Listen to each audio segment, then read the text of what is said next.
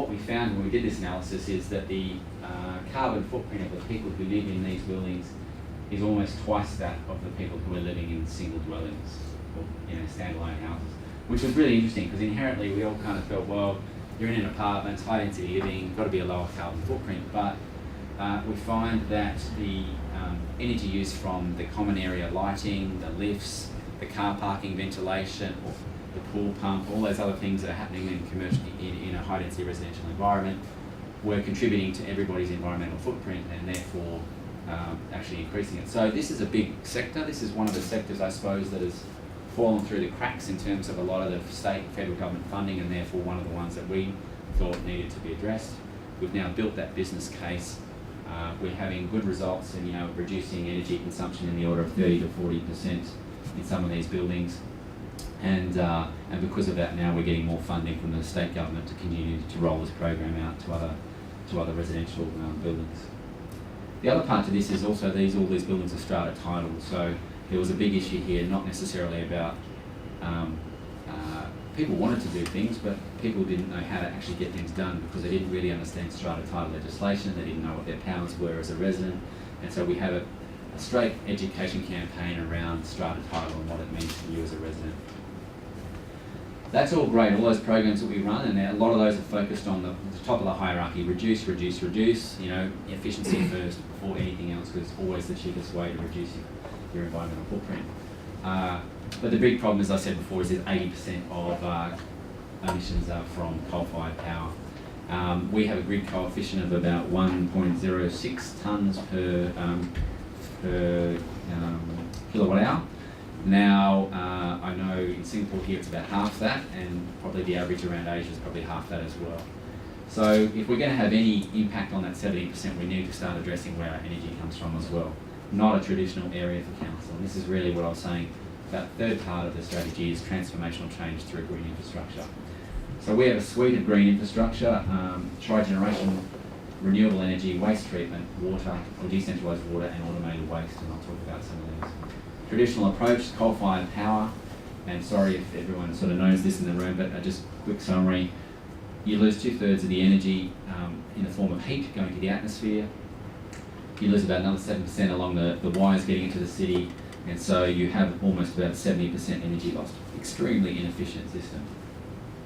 Tri-generation, instead of doing that remotely, you do this locally. You generate electricity using natural gas this time instead of coal.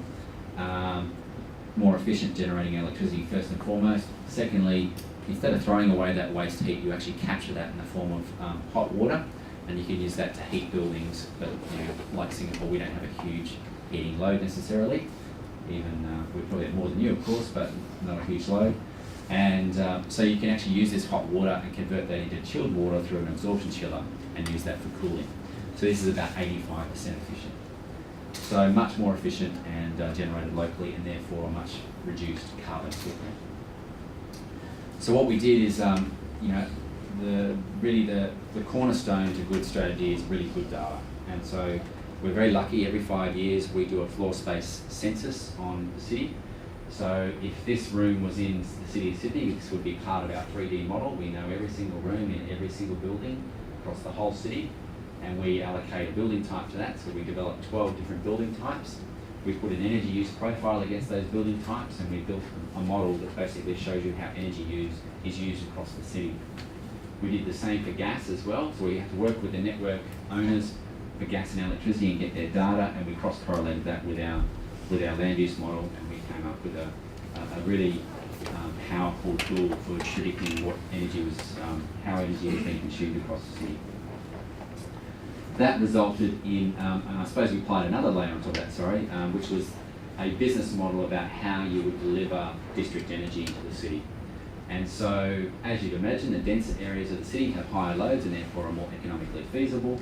And so these are the more, exactly that, they're the more dense areas of the city. 3 zones in the northern area of the city around the central business district, and 1 in a new development there down in the south called Green Square. And so you can see the percentages there, reaching quite a lot of the floor space, not all of it because it's not all feasible, but you're getting huge reductions in emissions, so 39 to 56% reduction in those zones, and then overall for the city 18 to 26%. So it is our number one action in terms of reducing carbon emissions. So low carbon zones, 372 megawatts for the technical people in the room. We then had a series of hotspots as well, which hotspot projects on 38 megawatts. And then we also looked at new technology or future technology, which is probably not economical or isn't economically viable now, but maybe in the future is fuel cells, so using natural gas to generate electricity on site in residential areas.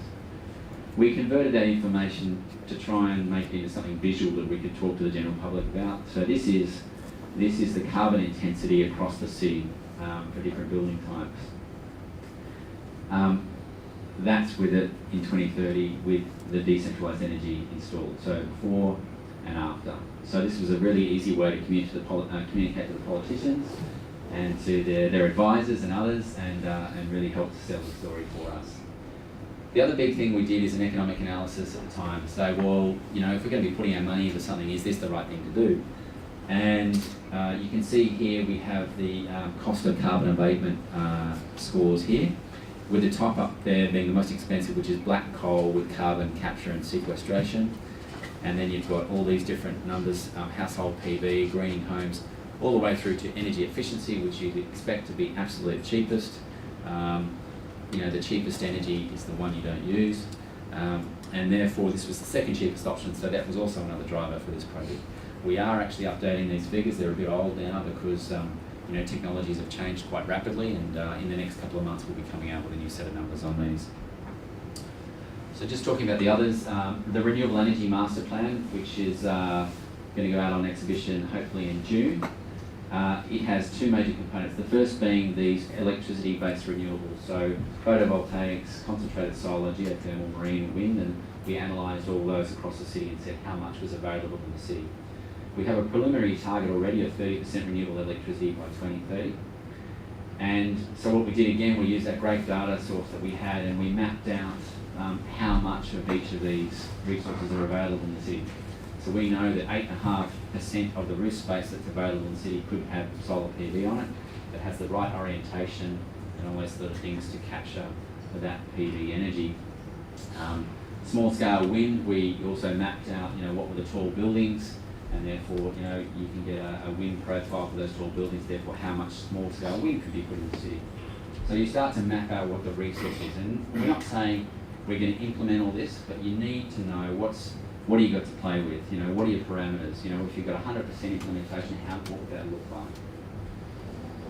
like? And so this led us to another part of the strategy, which was the proximity principle, and we really wanted to have as much renewable energy within the city rather than outside. So we could buy green power off the grid, but really what does that do for the city? It's really just a contractual arrangement to offset carbon emissions. So we wanted to get inward investment. If we were going to buy green power, we may as well buy green power in the city, which generates economic activity in the right kind of things as well, so the green economy, and that expertise gets built up within our own local government area as well.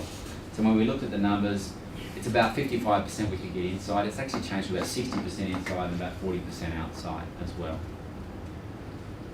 The other part of the strategy was saying, well, yes, we've got to do 40% outside, but the big issue here is that those renewables that we did inside the city and that we would purchase tend to be solar PV and wind power.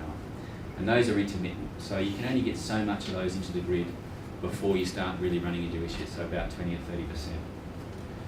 We also had a big waste issue as well, and I'll talk a bit more about that in the next couple of slides, but what you start to see here is the opportunity of converting our waste into a synthetic natural gas, renewable gas, and then burning that in the tri-generation network that we're also going to implement that I've just talked about.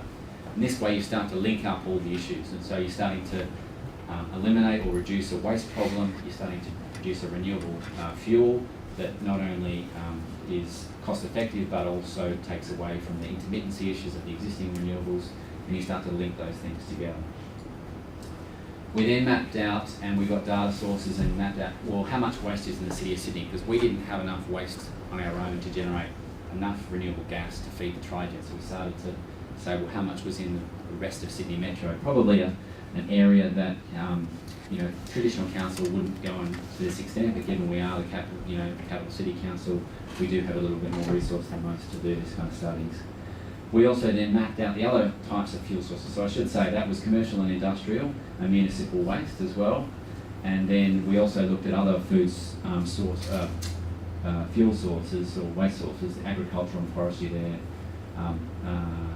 existing biofuels, livestock manures, those kind of things, and more within a 250 kilometre radius of the city. So in this case, our definition of local energy is really, within the Sydney sort of basin. And we also looked particularly at our own waste at the City of Sydney. And this is just a slide, it's not our own waste, actual waste from the City of Sydney.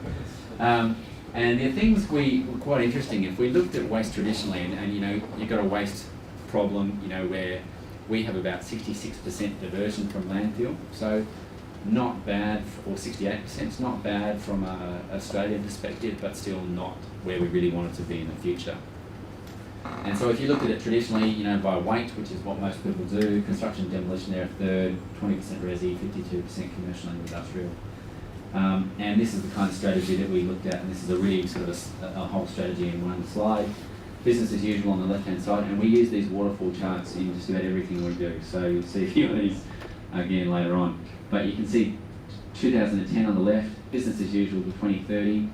Curbside recycling does a lot of the heavy lifting in terms of diversion from landfill. You can see there about 27, probably push up to 30-odd%. A suite of other actions that are not really, they're about really either extracting the high valuable parts of the waste stream or eliminating contamination. So you can see there garden organics, e-waste, household hazardous waste, white goods, clean up recycling, all those sort of actions. But then the rest of the heavy lifting really needs to be done at the other end of the waste management cycle, which is the advanced waste treatment facility. And with hopefully less than 10% going to landfill. And I think we can even do better than that now. This is this slide, probably I could update. When we look at it the other way then, if we look at it from a greenhouse perspective, we see that this time commercial and industrial play an even bigger role at almost sort of 2/3, 60%, and residential is much bigger as well, and that's because of the calorific values and the organic content of those wastes. Commercial and construction and demolition is really small. So it's the way you look at these things really that determines what outcome you get. So this is a bit of a technical slide, but essentially what it's saying is that if you put municipal waste and commercial and industrial together, 2010 on the left-hand side, the next one is 2030, what it would be with no diversion. And then you can see there recycling brings it down, household recycling brings it down even further. It's still a carbon issue with those sort of traditional technologies. And then as you implement an AWT kind of strategy, you can see that you actually turn waste from a problem into a carbon benefit. And look, I'm sure some of you in the room are really well aware of those issues. The other thing that we're doing, and the recent work we've done, is that we then went into more detail and we had a look at the kind of waste conversion technologies we'd like to look at. At the moment, our waste goes to, we have curbside recycling, and that goes to a recycling plant and is reused. We then have the rest, which is a red bin, and that goes to an advanced waste treatment facility, which is predominantly composting. So the organic fraction of that waste gets composted, but it really only produces a low-grade compost that can be used on, say, things like mine site rehabilitation, not suitable for sort of human agriculture sort of purposes. And so as a council, it diverts it from landfill, but it's not really the end game for us. We think there's a much better solution. So we looked at the other kind of technologies of, we did have a look at incineration, we did have a look at thermal technologies, so gasification and pyrolysis. Incineration is just not an option for Sydney. Many residents spent a long time, decades, fighting the existing incinerator that was there, and it's gone now, and good luck if you ever want to put one back in. So not an option. And also when we did a life cycle assessment on the emissions associated with that compared to, say, gasification, and also the greenhouse profile, and we did a lot of analysis, multi-criteria analysis, life cycle analysis, we found that gasification was by far a better technology for us as well. And in gasification, we then looked at high temperature, low temperature, plasma gasification, so a whole range of gasification technologies. But the numbers that we're looking to publish soon suggest that the cost effectiveness of doing that is actually very good. So, and two reasons for that is that landfill, we have a landfill levy. It's a very expensive landfill levy. Goes up $10 a year and plus CPI every single year. And so we're paying in the order of 230 to plus dollars a tonne to get rid of our waste. That provides a very big buffer or an income, I suppose, for a business case around turning that waste into gas instead of putting it into landfill. So that's one reason. The other reason is that the gas price in Sydney is also increasing because of coal seam methane export port being built in Queensland, which means a lot of the local natural gas is actually going to start to be exported, and the cheap prices that we used to have in Australia are now going to rise quite sharply to meet more international market kind of prices. So they're the two major reasons, and so I think this is going to be a huge area for development in Sydney going forward. The other thing is water master planning. How much time have I got left? So I just want to try and manage. You could go on to it. Oh, okay. We use the same data set again, the floor space census, and we also then work with our water utility to determine where's the water being used across the city. And we built a bit of a model again of water consumption across the city. A little bit of detail on this slide, but look, the bar chart on the left-hand side there really shows you what we estimated 2030 water consumption to be by different sectors. And the biggest one there is multi-unit residential being the highest water user, and then secondly office and hotels. Now, that was very useful information. It means we need to focus on those for our water efficiency programs. But the one on the right also showed that out of that water consumption, about, 54%, I think it was, 55% actually doesn't need to have potable water. It can be actually other water sources. So water that's used for, say, toilets, for cooling towers, for laundry, for other purposes that you don't need a drinkable quality water for. And so this said to us, well look, there's a huge percentage of water there. There's a potential for a recycled water network to be put into the city. This also is a water security issue because while our dams are full at the moment, and they have been for the last few years because we've had lots of rain, the last 10 years before that was a very, very big drought in Sydney, and our dams got down towards 10% of being full. And that has really changed the consciousness of the people and the businesses within the city of Sydney. A lot of water efficiency work has been done, and we found that the water consumption hasn't actually rebounded up to where it was previously. We've actually, because of all that behaviour change and that consciousness, we're actually seeing that water consumption is still staying low even though the dams are now full. And so that's really good, but then the other side of that is that we are going to go through another drought at some time, and I don't want to be pushed into a corner, or I don't want the government to be pushed into a corner around what's the solution at that time. So I'd rather plan, and we can do this for the city now, and once we get a master plan done, that allows us to really do it at lowest cost, because when you're retrofitting a building in the city, to put in dual piping for recycled water is a very cheap thing to do as part of a major refurbishment. But if you were going to just put in dual piping just to do that, it's a very expensive option. So you need to be planning this and getting this in the minds of the people, like in the Better Buildings Partnership.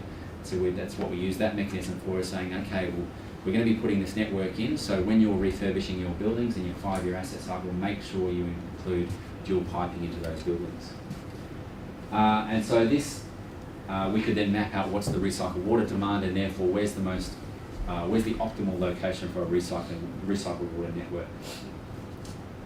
And I think Singapore's done a fantastic job with its water, and that's one of the reasons I came here previously, was to have a look at the water management cycle here. So really hats off to you. I think you've done a great job. Automated waste. This is probably not so much an environmental outcome, but more a social outcome, more an amenity outcome for the city. We've done the analysis, and for us, it's about there's no real carbon benefit in doing this compared to the existing trucks and that we use, but it does have an amenity benefit. And if we are digging up the streets to put in insulated hot water pipes for a thermal network or recycled water pipes, then here's an opportunity to include another piece of infrastructure, therefore minimising the impact on the city. And this is what I'm hopefully going to go and visit down at the marina this afternoon. Is I know that you've got an integrated utilities trench down there, and I really look forward to sort of seeing how that was done down there. So when you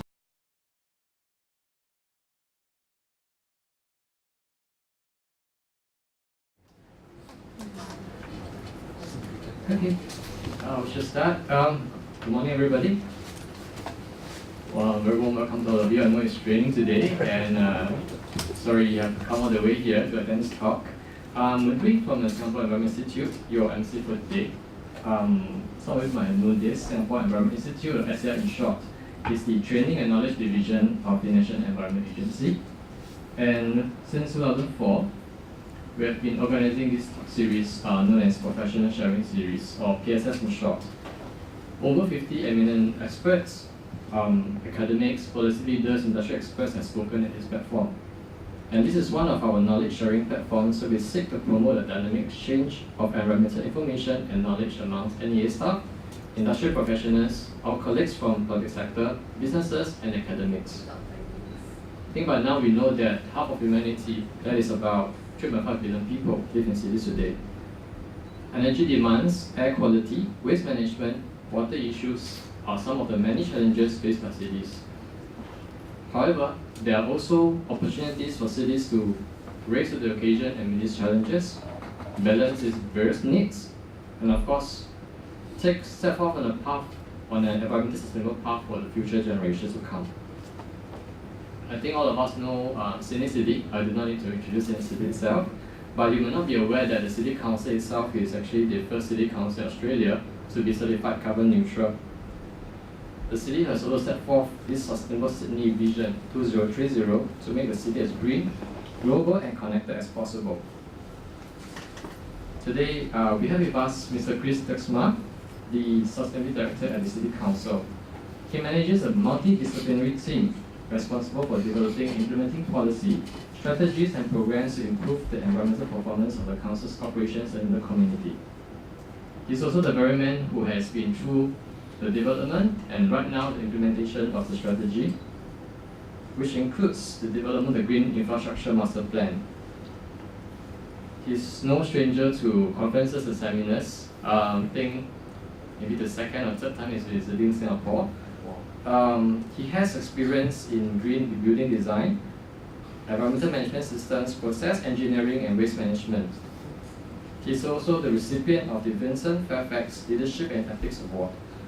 Given that he has been through the various stages of developing and implementing the vision, I think this is a very good opportunity for us to interact with him during Q&A later on. So without further ado, let's welcome Chris.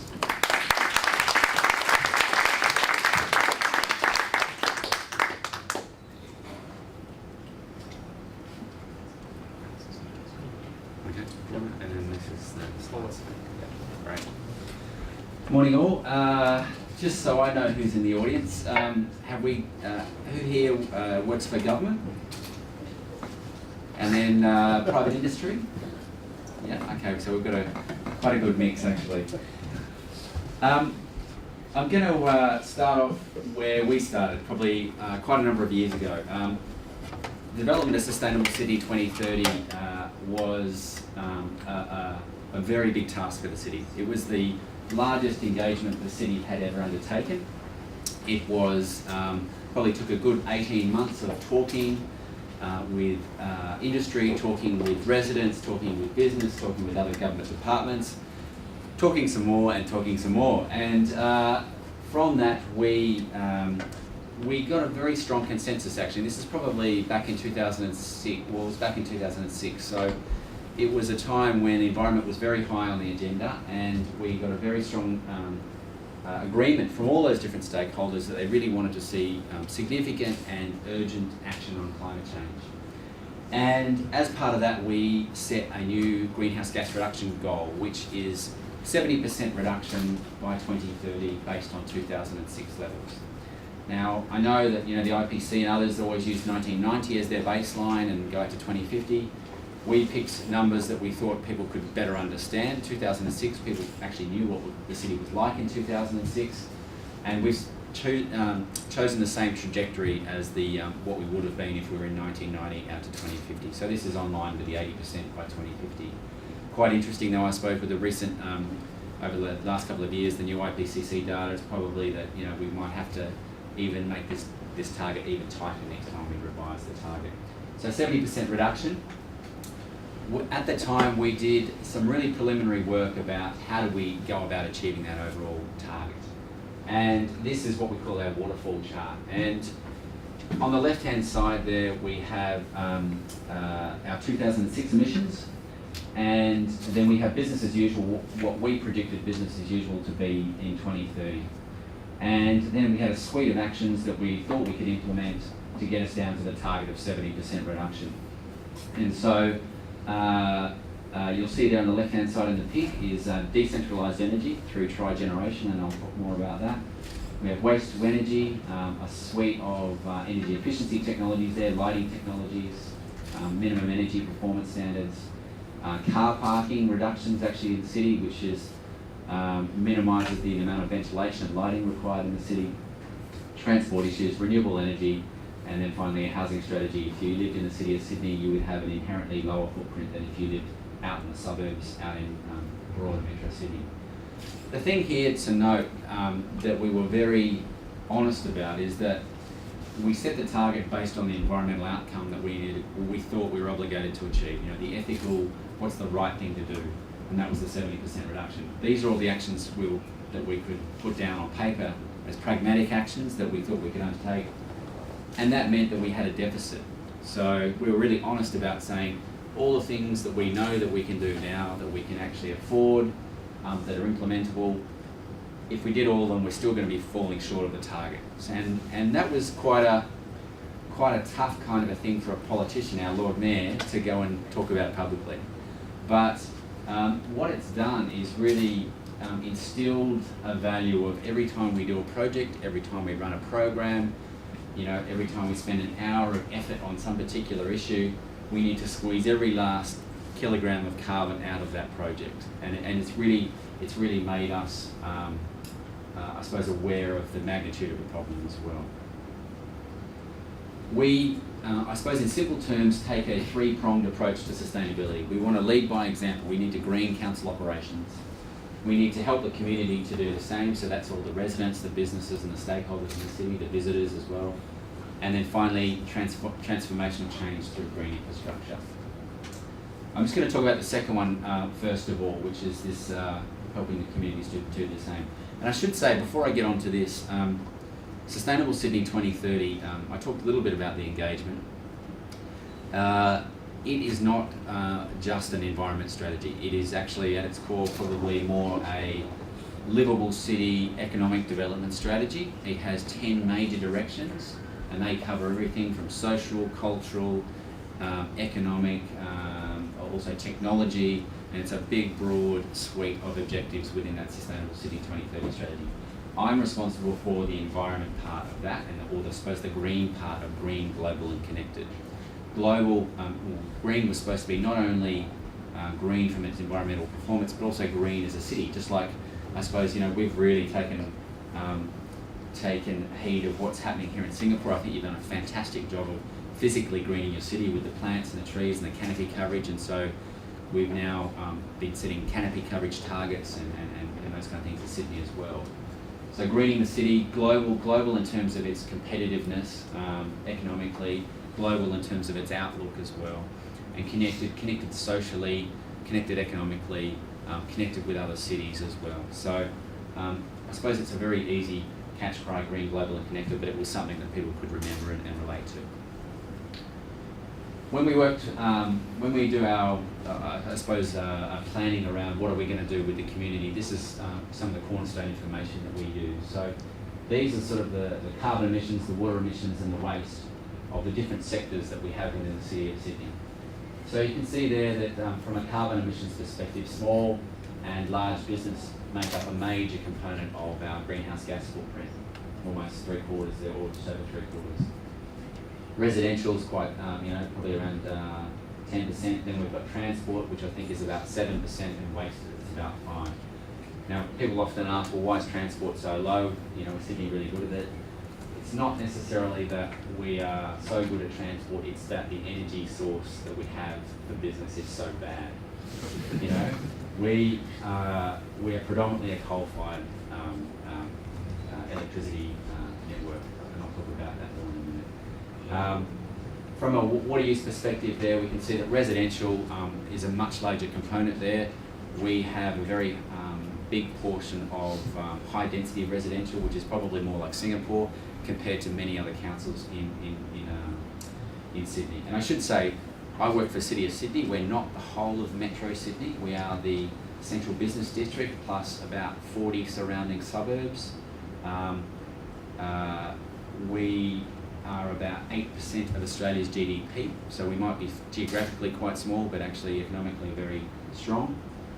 We have only about 180,000 residents within that area, but we have about 1 million visitors a day coming into the city, and most of the commercial development in the whole of Metro Sydney is in the centre of Sydney. And then you can see here waste to landfill. Commercial and industrial makes up a large portion. Residential is only at about 20%, and construction and demolition as well. So that just gives you a flavour. So commercial plays a really big role in the footprint, and therefore is a very big target for us in terms of our programs. So these are some of the programs, and I'm going to go into a little bit more detail, but the Better Buildings Partnership, and I'll talk about that, which focuses on commercial buildings. City Switch, which focuses on the tenants within those buildings. It's probably easier.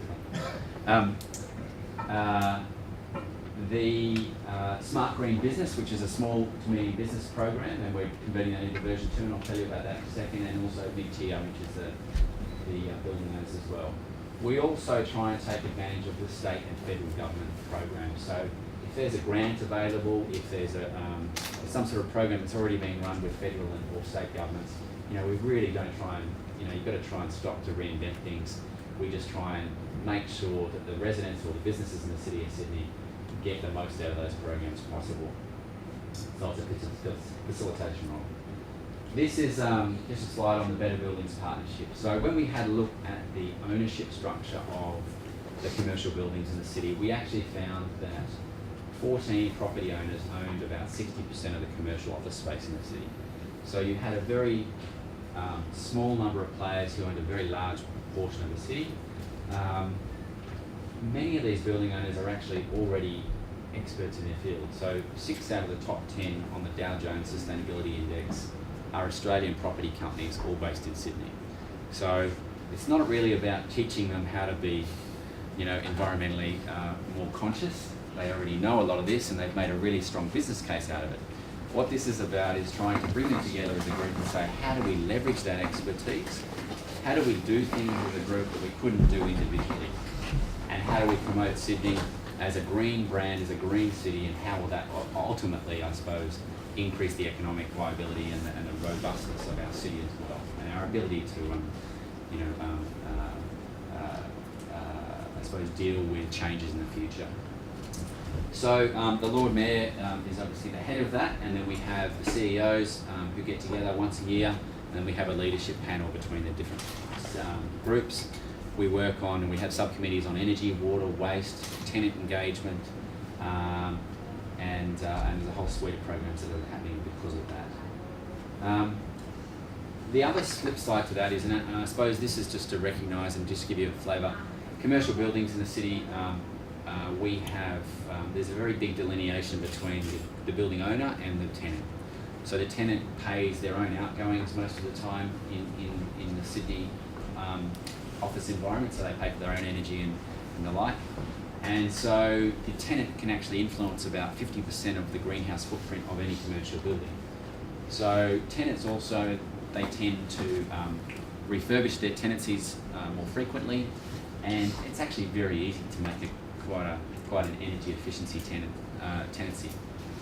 So this program focuses purely on the tenants within those buildings. The other thing is because you got the building owners, there hasn't always been a very strong, I suppose a productive relationship between the building owners and the tenants, and having the council or the government come in and work with the tenants and actually be an independent voice has actually helped the relationship with those two parties to get better outcomes in the commercial building industry. So we have about, I think it's 16 or 17% of the commercial office space in the whole of Sydney in this program already, and that's growing year in year. The other one here is Smart Green Business. We started out actually with a grant from our water utility to help small business reduce water. And this is when our dams were quite low. They're at about 10%, and there was a really big push for water efficiency. We've had some really great wins with this, but small businesses, as you'd imagine, is quite difficult, very high transactional cost. You've got to very much handhold and work with them in a very strong way. And but the results are there, and so we've got some good results, and I think the reason for that is that we did invest the time in going out and working with these businesses, and they're very time poor, so you need to really help them if you're going to get an outcome. The other side to this is a new legal arrangement called an environmental upgrade agreement. Do you want me to use the microphone? I can use that, it's fine. Okay. Camera has a Fair enough. I'll speak lower and speak into the microphone. Environmental upgrade agreements. So this is a legal arrangement. So one of the issues has been what we call the split incentive. So the base building owner may be responsible for upgrading the lights and upgrading the building and making the building more environmentally perform better. But the person who benefits from all that is the tenant, and the tenant's not paying for it. So that's what we call the split incentive. So this is about trying to get around the split incentive and also get a cheaper cost of finance. So what happens is, instead of the building owner and the financier just having a relationship where the building owner goes and gets finance and upgrades their building, in this case, they still do that, but we have a tripartisan agreement where council also comes into that relationship, and instead of the building owner paying their money directly back to the finance provider, we take a charge off that building owner. So we charge that building owner, and then we pass that money back to the finance institution. And so what this does, it essentially makes it a super secured loan, because as a government, we have the first right of drawing funds from that building owner. So if they get into hardship or trouble, we can always draw funds off earlier. So we essentially take a first position in terms of the financing of that building. And what this does is it really lowers the risk for the finance provider, because they know they're always going to get their money back, and therefore they can provide a much cheaper rate of finance. And so we've done our first, this has only been in for a little while, we've done our first environmental upgrade agreement with a company called Fraser's Property Group, $26 million project, and they were saying they got financed at about half the rate they would have otherwise. So it's a very, very big influence, and that allows existing buildings to be upgraded. And the point here is that most of the buildings that are here now are going to be here still in 2030. So if we're going to have any impact on that 70% reduction goal, we need to be looking at existing buildings, absolutely. So the other part of this legislation is that the building owner can not only get cheaper finance, but they are also allowed to pass some of that charge, because it's a charge, onto the tenant as well, because the tenant has to pay government charges through their leases. But there's a litmus test there, and that is that the outgoings of the tenant can't be any more than what they would have been before. So if you do say a lighting upgrade in a tenancy, and they were previously paying $100 an hour or whatever for electricity, $100 a day, you've reduced their bill now to $60 a day, say, because you put more energy efficient lights in. You cannot charge them more than $40 for that charge. So you've got to make sure that they're not paying any more than they were before. And so that allows, and that gets over the split incentive, because the building owner can pass on some of the costs associated with upgrading these buildings. So there's a whole bunch of arrows in here, but essentially that's how that system works. And if you want to know more about that, just do a Google search on environmental upgrade agreements, and you'll be able to find them. The legislation does permit also this to happen in residential buildings, but we haven't quite got there yet. There's a few other sticky issues associated with that. Traditional council, core business, we also do a lot of environmental programs with residents, and so here's just a quick snapshot of all those sort of actions that we're doing with residents. Running seminars, we have a Green Champions program, we focus on green apartments as well, which is, I suppose, particularly interesting for, should I get a slide on that? Yeah, do. For Singapore. We also have power meters that we rent out, or people can borrow from the libraries to see what's using the energy within their households and those kind of things. And this was just a greenhouse that we had, that we used to take to many of the events that were happening in the city, and people could learn more about sustainability, and it had a lot of the elements of a sustainable housing. Green apartments, This is a program, you know, we've been running with about 30 buildings, and we have about 700 or 800 high-density residential buildings in the city, so it's only a first step, but the results have been extremely positive. What